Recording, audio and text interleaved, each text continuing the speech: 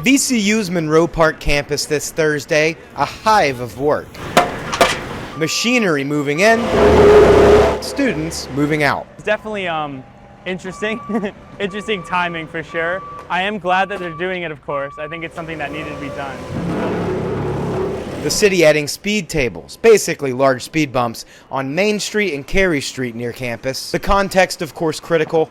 Just this year, 2 VCU students died after vehicles hit them near Monroe Park. The most recent, Sean Soares, was standing on the sidewalk last Thursday when a crash spilled over and struck him. It shouldn't happen, so I'm very grateful that they are doing this and that they've started really quickly in terms of from the last one. It should have happened sooner. It shouldn't have taken 2 student deaths for them to do this. City officials tell us this project was in the queue before Soares' death, but got moved up to the top. For months, advocates and students have been calling for roadway changes here. Just slow down, be more careful. It's not worth it to come speeding through here and take a life. You know, it's not always the driver's fault, it's not always the pedestrian's fault. It's just sort of there needs to be more attention, I think, in general on both ends. Literally, the first speed table that went in right here is on the same block where Sean Soares was hit. Part of the problem is the road here. The cars on Main Street are coming downhill with multiple green lights pretty much until they get to this area.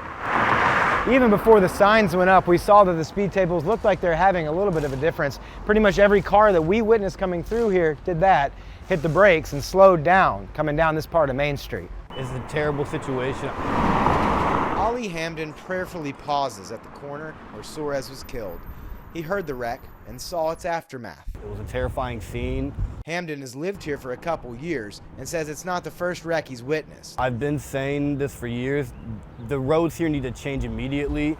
The fact that I had to take a student, not even a regular person, a student to die and finally be like, we need to change, that's disappointing. City leaders say they're exploring further ways of reducing vehicle speed in this part of the city and elsewhere. Hamden says these steps are positive, but can't be the only ones. This needs to be a message to all people that just anyone you can know just walking on the street can just happen to them, and you have to be safe. So I hope all drivers just take this serious. As for the crash that happened right here, we reached out to RPD for an update on where things stand with that case. They tell us the crash reconstruction team is still investigating and they do not yet have an update on any possible charges.